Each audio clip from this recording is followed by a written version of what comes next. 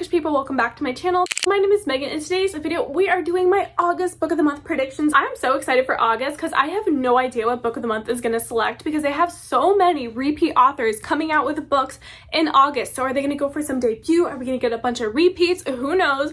But I'm very excited. So let's get into the book selections because the thrillers this month are killing it. So let's get into it, starting with the in-app hint. So book of the month has been releasing like 2 to 3 different hints a month, but the thing I don't love about their hints is yes, there are 2 to 3 hints a month, but all those hints are pointing to the same book, which I complained about last month. I just wish if we were going to get multiple hints, we would get multiple books that it was referencing instead of one hint that we all figured out in the beginning and then just each hint is just like verifying what we already thought. The in-app hint, I think, refers to the book Shark Heart by Emily Habbock, and I wouldn't think this on my own. This came from the book of the month Facebook group and the Reddit page because this book was not even on my radar. This is a very strange, unique novel. I don't know that it's one for me. Let me know what you guys think about this because even just on the premise, I'm like, is it too weird for me? I don't know. In this book, you are following our main character, Ren, and she is happily married to a man named Lewis, but he starts exhibiting some very weird symptoms. So they take him to the doctor and he gets a very strange diagnosis that he's going to keep his cognitive abilities and his memories,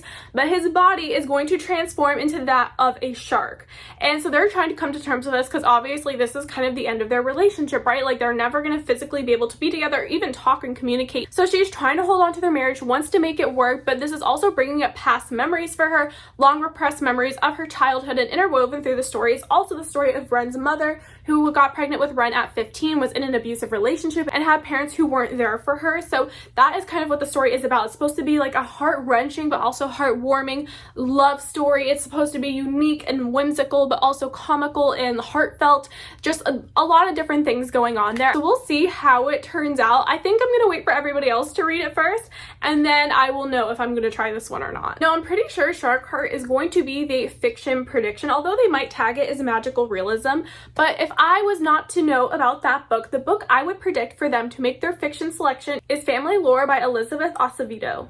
This book, you are following one Dominican-American family, the Marte family. You're specifically following the women of the family. One of the women in the family, Flor, has this ability to predict the day somebody will die. And she calls her whole family together and she's like, hey, I want to have a living wake. So she can kind of bring everyone together. They can work out their drama and see what they're going to say about her before she passes on. So this book spans the 3 days prior to the wake, and it's about all the women of Flor's generation. So her and her sisters, and then it also follows their daughters as well. So the next generation, and it is just filled with family drama, and it says it is a mix between contemporary fiction, magical realism, a little literary fiction as well. Honestly, I would try this book just so I could have this cover sitting on my bookshelves because it is so stunning and I love it so much. I have so many mystery thrillers to talk about. I have the mystery thrillers that I think will be a main pick. I have one that I think will be an add-on, and then I have a bunch that we're going to talk about at the end of this video that are all repeat authors that are coming out with thrillers. I don't know if they'll be picked or they're just honorable mentions. They had books last year and we'll talk about them when we talk about. Now, the first book I'm going to talk about says thriller in the synopsis, but Goodreads has the #1 tag as horror. If it is a book of the month selection or not, we will see if they tag it as a horror or a thriller, but that is Delicate Condition by Danielle Valentine. The very top line says, the push meets the silent patient in a gripping thriller that follows a woman convinced a sinister figure is going to great lengths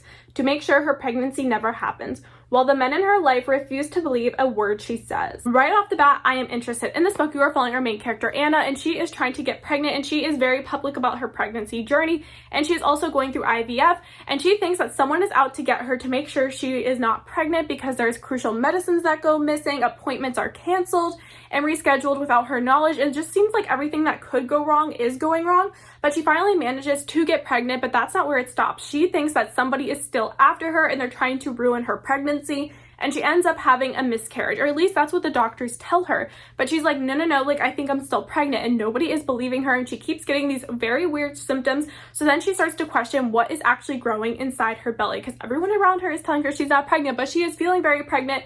So yeah, it definitely seems like a psychological thriller, but it also could be viewed as a horror as well. She is in the city when all this is happening, but once she gets pregnant and she really senses someone is after her, she decides to go to the Hamptons during the winter time. So it is dead, there's no one around, it is a ghost town. I'm so excited for the release of this book, and I really hope it'll be a book of the month selection. Now getting into a true mystery thriller prediction, it is The Hurricane Blonde by Hallie Sutton. In this book, you are following former child star Salma, and she is the guide for a tour bus that takes tourists to these places where famous people have died and shows them location, and one of the people is her sister Tawny. Tawny was an actress back in the day. She was kind of a wild child off camera, and then she met her untimely demise, and it has been a cold case. The police can never figure out what happened to her. And then one day when she's on the tour bus giving the tour like normal, they pass by her sister's house to go do the tour, and there's a dead body in the water right where her sister died. And she is like, oh my god, this is too weird. Someone is dead right where my sister is dead. The weirdest part about it is the dead girl is wearing a hair clip that was previously her sister's hair clip. So she was like, there is something very strange going on. But the police have no leads. They're just kind of like don't really care about the investigation. So she takes it upon herself to investigate. My last prediction for the mystery thriller main pick would be Gone Tonight by Sarah Pekkanen. Sarah Pekkanen would be a repeat author. The last book they had by her was The Golden Couple, which she co-wrote with, I forgot the author's name, but she co-wrote The Golden Couple with somebody else, and that was one of Book of the Month selections last year. In this book, you are following Catherine Sterling and her mother, Ruth Sterling. And Catherine and Ruth have always had a great mother-daughter relationship. They have always been super close. But now Catherine wants to move out, branch out on her own, and just like, live her adult life. But Ruth is doing everything in her power to prevent Catherine from doing that, which makes Catherine now suspicious of her mother. She's like, what is going on? Why doesn't she want me to leave? And that is the mystery thriller element to it. I don't know, it doesn't really captivate me, but I know she is a popular author. The Wife Between Us, The Golden Couple, which again, were both co-written books. I don't know if this is her first book on her own or what, but she is a repeat author, so we shall see if she is a selection or not. Now we're going to talk about my add-on prediction because it kind of goes in with the mystery thrillers, and that is None of This Is True by Lisa Jewell. She would be a repeat author. I think Book of the Month has had like 5 or 6 of her books previously, and because she is kind of a well-established author, I doubt she would be a main pick. That's why I'm predicting her as an add-on. In this book, you are following our main character, Alex Summers, and she is a popular true crime podcaster. And when she is celebrating her 45th birthday, she runs into a girl named Josie at the restaurant who is also celebrating her birthday as well. So they are birthday twins. Well, then Alex runs into her again outside her childhood school, and Josie's like, hey, I love your podcast, and I think I would be a really great subject for your next podcast. And Alex gives in because Josie seems to have an interesting life, and Josie really worms her way into Alex's life and even into her home. But then one day, Josie just disappears. Alex is left picking up the pieces, trying to figure out what happened because Josie has a really dark past and really dark secrets. And it says Alex becomes the subject of her own true crime podcast with her life and her family's lives under mortal threat.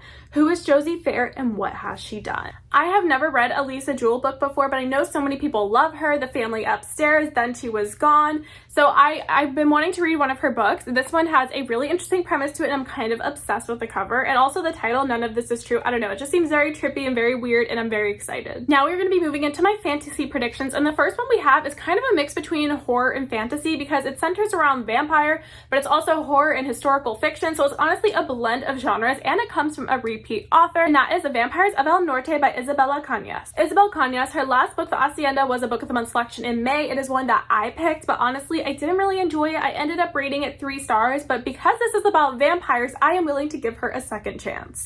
It says, vampires and vaqueros face off on the Texas-Mexico border in this supernatural western from the author of The Hacienda. The book takes place in the 1840s, and you're following our main character, Nina, and in her village, the men are being attacked and drained of their blood.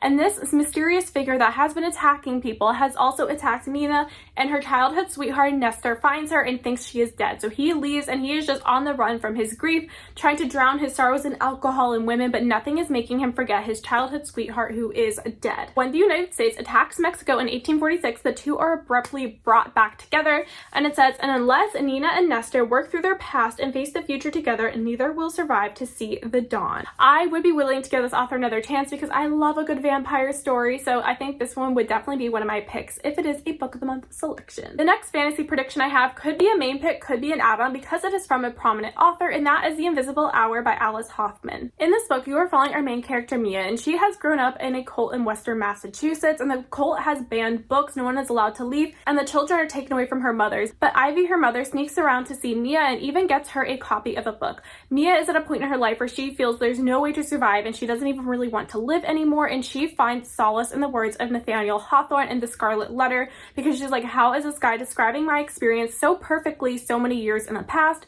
And so she leaves the cult and she finds her love of reading. And then she realizes how you can fall into books and how time is fluid. And she goes back in time and she starts falling in love with her favorite author, Nathaniel Hawthorne. At least that's what I'm gathering from the implications of the synopsis. The genre tags on Goodreads for this one is historical fiction, fiction, magical realism, fantasy, books about books, and literary fiction. Sounds like a beautiful lyrical novel. Not necessarily my type of fantasy, but one that I know many people love because Alice Hoffman is a very beloved fantasy author. Now Now we are moving on to romance, and honestly, there doesn't seem to be a lot of great contemporary romances coming out in the month of August. So like honestly, I'll be fine if my picks are wrong and Book of the Month surprises me with a winner that I had no idea that was coming out. But the first one we're going to talk about is from a repeat author, and that is Taste Like Shakar by Nisha Sharma, who is the author of Dating Dr. Dill, which was a Book of the Month selection back in 2022. This seems to be an enemies to lovers romance following Bobby and Bunty. Bobby is an event planner and she's also best friends with the bride. Bunty is best friends with the groom and he is also the chef for the wedding,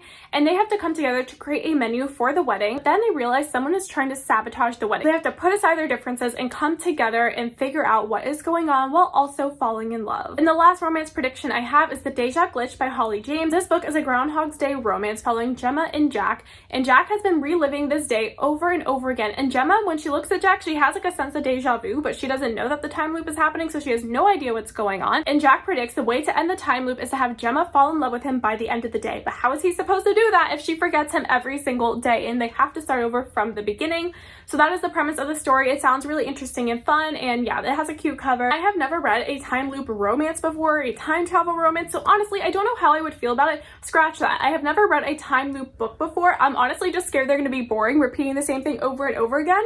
But I've always wanted to try one, so if this is a selection, maybe I'll give it a chance. And for my one historical fiction prediction, it is from a repeat author, and that is Learned by Heart by Emma Donoghue. It says, a heartbreakingly gorgeous novel based on the true story of two girls who fall secretly, deeply, and dangerously in love at a boarding school in 19th century York. This is another one that doesn't necessarily call out to me, but the cover is making me want to try it because this cover is absolutely stunning. The last four books we're going to talk about are all from repeat authors. These are just my honorable mentions, my shout outs. We're not going to go too detailed into the synopsises, but the first book we're going to talk about is The Last One by Will Dean. The premise of this book gives me a very similar vibe to The Langoliers by Stephen King, which I've never read the book, but I saw the movie when I was a kid.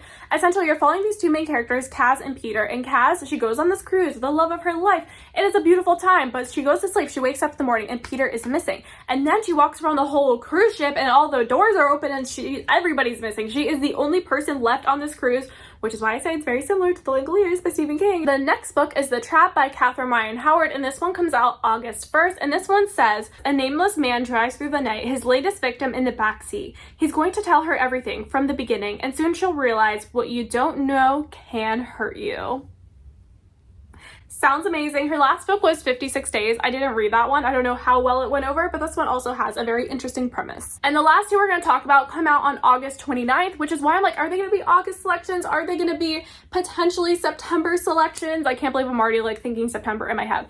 But the first one is Good Bad Girl by Alice Feeney. Now, I read Daisy Darker by Alice Feeney and absolutely loved it. I rated it 5 stars, so I am so willing to give her next book a chance. I'm just going to go very basic with the synopsis. I'm just going to read you the first line, and it says, sometimes bad things happen to good people, so good people have to do bad things. I love that premise. So a villain origin story is basically what this is. I'm obsessed. The last book we're going to talk about also comes out August 29th, so could it be an August pick? Could it be a September pick? I don't know, but it is Happiness Falls by Angie Kim, who is the author of Miracle Creek, which I feel like a lot of people love. It says, when a father goes missing, his family's desperate search leads them to question everything they know about him and one another, both a riveting page-turner and a deeply moving portrait of a family in crisis from the award-winning author of Miracle Creek. So those are all the books that I am predicting could be potential Book of the Month selections. I hope you guys enjoyed this video. Make sure to subscribe down below, and I will see you in the next one. Bye!